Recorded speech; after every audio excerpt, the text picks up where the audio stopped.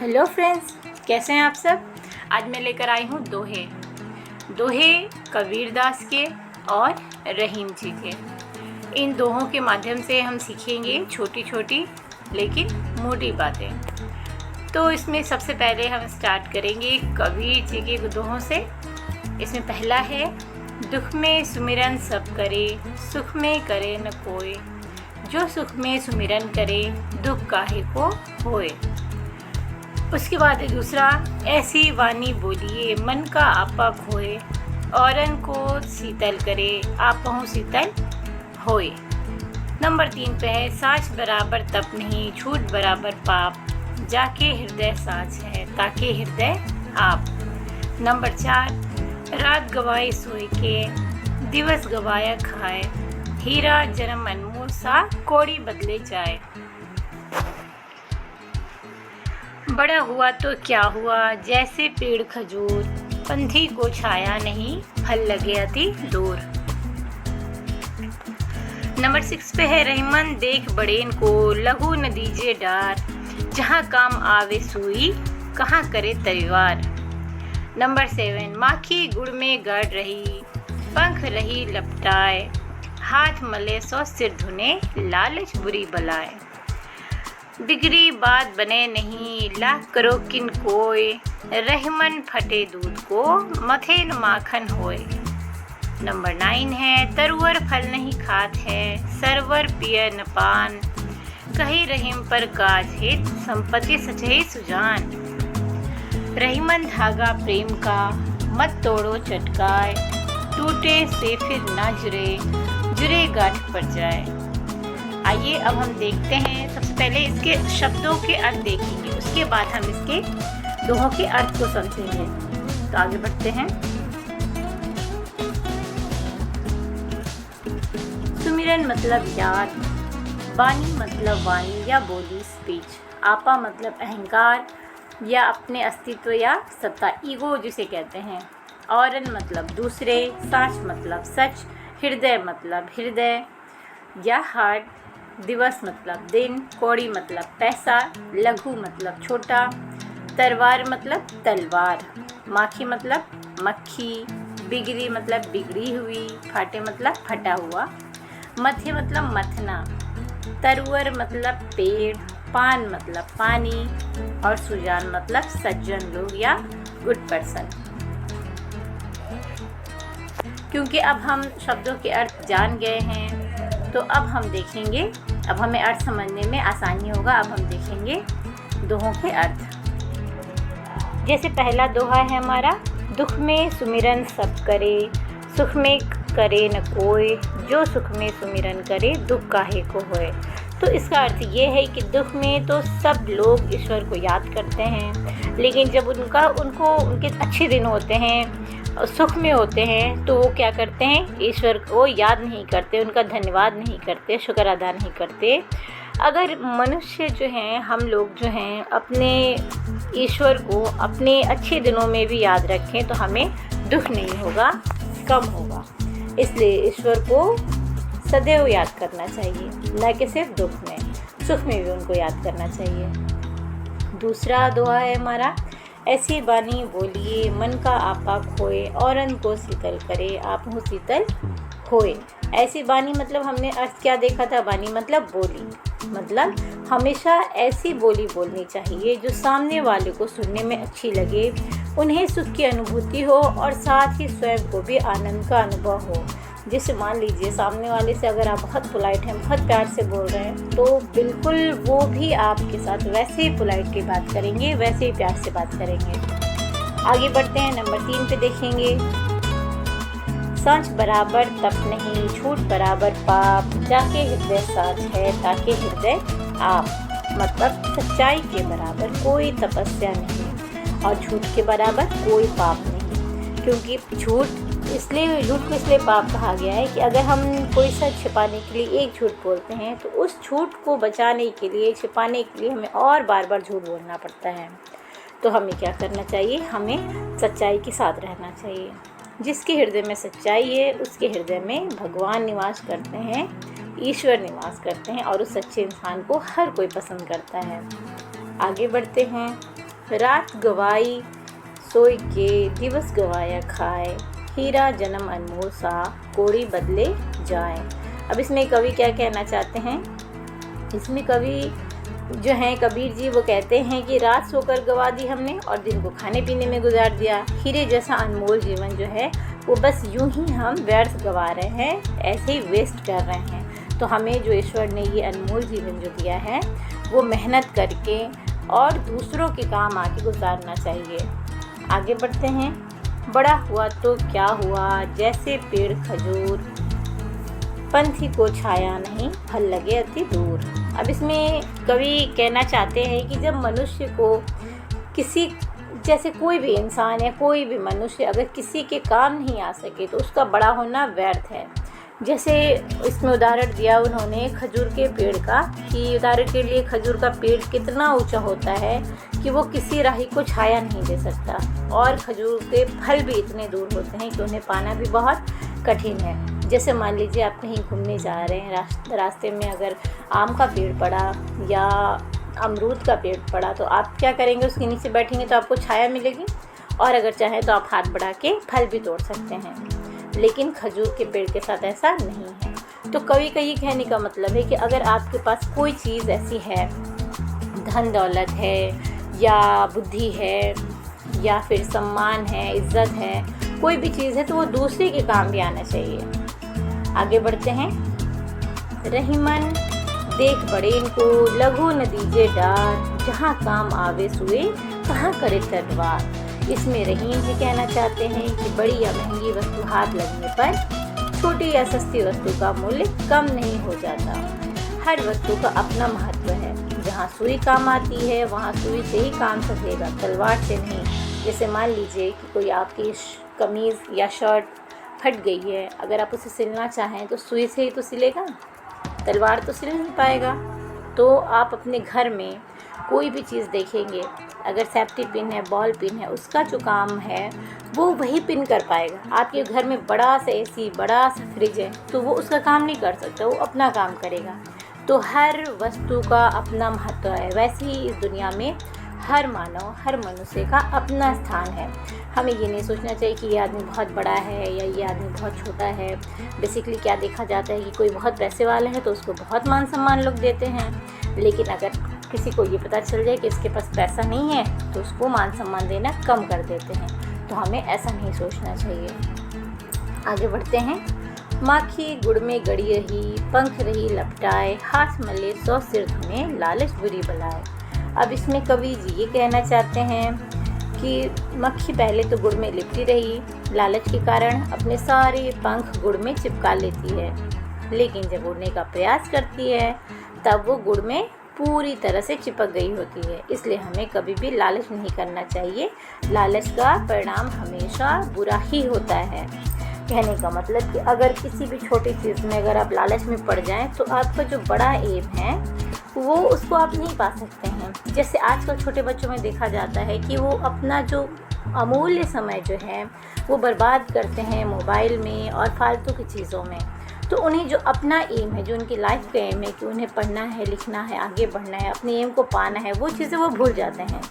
तो बस इसी तरह से कवि यहाँ पे इस दोहे के माध्यम से हमें ये समझाना चाहते हैं कि हमें लालच नहीं करनी चाहिए कोई भी बुरी चीज़ों का। आगे बढ़ते हैं। बिगड़ी बात बने नहीं, बिगड़ी बात बने नहीं, लाख करो कि कोई, रहीमन फाटे दूध को, मथे न माखन होए। अब इसमें कवि ये कहना चाहते हैं कि रहीम, और इसमें जो कवि हैं रहीम जी वो ये कहते हैं कि मनुष्य को सोच समझकर व्यवहार करना चाहिए, क्योंकि जैसे एक बार दूध फटने पर लाख कोशिश करने पर भी उससे मक्खन नहीं निकाला जा सकता, ठीक उसी प्रकार नासमझी के बाद बिगड़ने पर उसे दोबारा बनाना बड़ा मुश्किल होता है। तो किसी भी बात को बिगड़ने नहीं देना चाहिए, कोशिश करना चाहिए कि चाहे वो रिश्ता हो या कोई बात हो या कोई काम हो, वो बिगड़े ना। आगे बढ़ते हैं। तरवर फल नहीं खात है, शरबत पियर नहीं पान, कहीं रहीम पर काज हित, संपत्ति सजही सुजान। मतलब जिस प्रकार जैसे एक पेड़ अपने फल को खुद नहीं खाता, स्वयं नहीं खाते, और सरोवर मतलब नदी अपना पानी स्वयं नहीं पीते, इसी प्रकार अच्छे और सज्जन व्यक्ति हैं जो दूसरों के कार्य के लिए संपत्ति को संचित करते हैं। मतलब अपनी संपत्ति से और उनके पास जो कुछ भी है वो दूसरे के काम के लिए इस्तेमाल करते हैं। आखिरी है हमारा, रहीमन धागा प्रेम का, मत तोड़ो चटकाए, टूटे से फिर ना जुड़े, जुड़े गांठ पड़ जाए। इसमें कवि ये कहना चाहते हैं कि प्रेम रूपी धागा जो है वो कभी तोड़ना नहीं चाहिए। कोई भी अगर रिश्ता आपके लाइफ में बहुत मधुर है, बहुत मीठा है, वो दोस्ती का है या घर में परिवार में किसी के साथ है, तो उस रिश्ते को ख़राब नहीं करना चाहिए, तोड़ना नहीं चाहिए। टूट जाने के पश्चात या टूट जाने के बाद वो कभी जुड़ता नहीं है। अर्थात प्रेम से जुड़े संबंध यदि एक बार टूट जाए या मन मुटाव हो जाए तो फिर उनका जुड़ना संभव नहीं है। मान लीजिए, और अगर जुड़ना संभव नहीं है और अगर किसी भी तरह उसको जोड़ा भी जाए तो पहले वाली बात नहीं आती, दिल में कहीं ना कहीं कोई ना कोई बात, कोई कसक रह जाती है। यदि वो जुड़ भी जाए तो उनमें गांठ पड़ जाती है, वो प्रेम पहले की तरह निश्चल नहीं रहता, थोड़ी कड़वाहट उसमें आ जाती है। और जैसे इसमें एक धागा का उदाहरण दिया गया है, तो आप क्या करिए, एक धागा लीजिए और उसको तोड़िए और फिर उसको जोड़ने की कोशिश करिए, तो फाइनली आपको क्या करना पड़ेगा, उसमें एक नॉट बांधना पड़ेगा, एक गांठ बांधना पड़ेगा। तो आप देखेंगे कि जैसे एक धागा को आपने बीच से तोड़ दिया और फिर जब आपने जोड़ा उसे तो बीच में वो गांठ पड़ जाएगा, पहले जैसा स्मूथ नहीं रह जाएगा। तो ये रहा हमारे दोहे और उनके अर्थ। अब आगे बढ़ते हैं, हम देखेंगे एक्सरसाइजेज। शॉर्ट आंसर क्वेश्चन या लघु उत्तरीय प्रश्न। नीचे दिए अर्थ पढ़कर दोहे लिखिए। अब इसमें दिया हुआ है, केवल आकार में बड़ा होने से कोई बड़ा नहीं होता। तो ये कौन से दोहे का अर्थ है? तो बस बड़ा हुआ तो क्या हुआ, जैसे पेड़ खजूर, पंथी को छाया नहीं, फल लगे अति दूर। ख में है, सच बोलना सबसे बड़ी तपस्या है। ये कौन से दोहे का अर्थ है? तो साँच बराबर तप नहीं, झूठ बराबर पाप, जाके हृदय साँच है ताकि हृदय आप। अगला है हमारा, एक बार संबंध बिगड़ने के बाद लाख कोशिश करने पर भी पहले जैसा नहीं होता। तो इस वाले अर्थ को किस दोहे से जोड़ा जा सकता है? तो बस रहीमन धागा प्रेम का, मत तोड़ो चटकाए, टूटे से फिर ना जुड़े, जुड़े गांठ पड़ जाए। लास्ट है हमारा, ऐसी वाणी बोलिए जिससे दूसरों को सुख मिले। तो बस ये तो एकदम समझ में आ रहा है अर्थ और उसका दोहा भी। ऐसी वाणी बोलिए मन का आपा खोए, और अन्न को शीतल करे आप ही सुतल होए।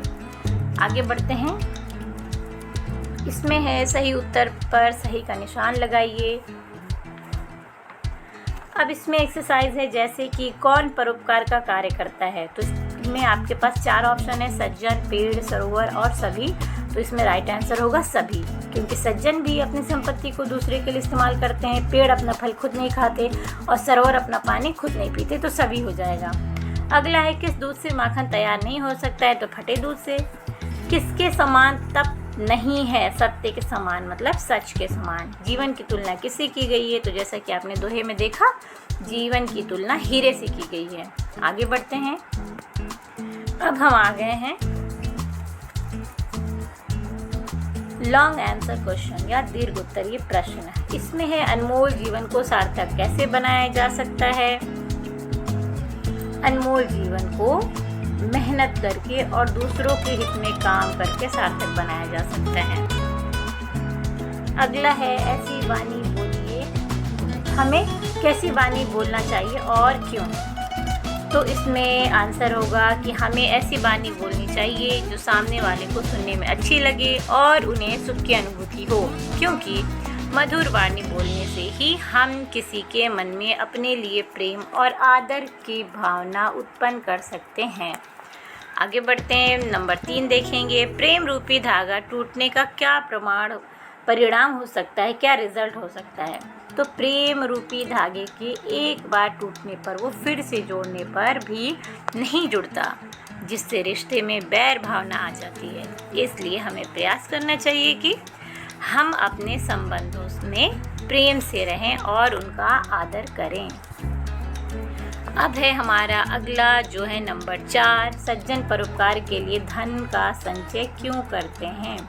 तो इसका आंसर होगा सज्जन परोपकार के लिए धन का संचय इसलिए करते हैं क्योंकि परोपकार करने में समाज के ज़रूरतमंदों को आगे बढ़ने का अवसर मिलता है और समाज का विकास होता है। अगला है फटे हुए दूध के माध्यम से रहीम क्या संदेश देना चाहते हैं। तो इसमें हम लिखेंगे हमें समाज और घर परिवार में अच्छी तरह सोच समझ के सभी से व्यवहार करना चाहिए, क्योंकि जिस प्रकार फटे दूध से माखन नहीं निकाला जा सकता, ठीक उसी प्रकार बात बिगड़ने पर बात को फिर से सुधारा नहीं जा सकता। तो ये रहा हमारा लॉन्ग आंसर क्वेश्चन। आगे देखेंगे अर्थ ग्रहण संबंधी प्रश्न। रात गवाई सोए के, दिवस गवाया खाए, इसका अर्थ क्या होगा, जिसमें भी आपको 4 ऑप्शन मिलेंगे। तो इसमें राइट आंसर है द सेकंड वन, रात सोने में और दिन खाने में ही गवा दिया। अगला है बड़ा हुआ तो क्या हुआ, जैसे पेड़ खजूर, इसमें भी राइट आंसर है दूसरा द सेकंड वन, बिना उपयोगिता के आकार में बड़ा होने से कोई बड़ा नहीं होता। अगला है रहमन देख बड़े इनको, इसमें राइट आंसर होगा नंबर 1, बड़ी वस्तु मिलने पर छोटी वस्तु को त्यागना नहीं चाहिए। अगला है तरुवर फल नहीं खाद, सरवर पेड़ नहीं पान, इसका राइट आंसर होगा थर्ड वन, पेड़ अपने फल और तालाब अपना जल दूसरों को देते हैं। आगे बढ़ेंगे, अगला देखेंगे एक्सरसाइज। अब इसमें भाषाई घटक में है पर्यायवाची। तो दुख का पर्यायवाची होगा पीड़ा, शीतल का होगा ठंडा, प्रेम का होगा प्यार, लघु का होगा छोटा, खोना का होगा गंवाना और पंख का होगा पर। अगला है शब्दों के हिंदी मानक रूप लिखिए। अब जैसे दोहों में आपने पढ़ा कि वो मानक शब्द नहीं थे, तो यहाँ पे जो शब्द इस्तेमाल किए गए हैं जैसे सुमिरन, शीतल, अमोल, अब उसके हम मानक रूप देखेंगे।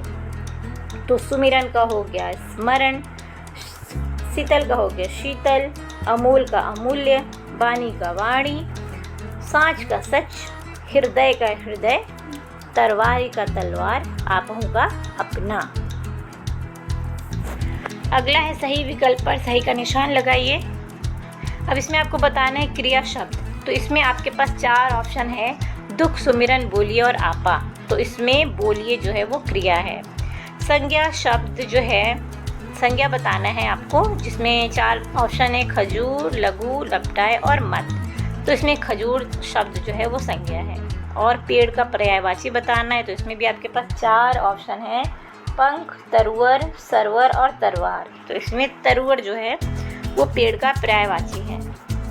तो ये हो गए हमारे दोहे के अर्थ और इस चैप्टर के एक्सरसाइजेस। तो उम्मीद करती हूँ इस वीडियो की मदद से आप इस चैप्टर को अच्छे से पढ़ पाएंगे और इस दोहों से मिले सबक को अपने जीवन में, अपने लाइफ में अपनाएंगे। तो मिलते हैं अगले वीडियो में अगले चैप्टर के साथ। तब तक के लिए पढ़ते रहिए, आगे बढ़ते रहिए, अपना ख्याल रखिए। अलविदा।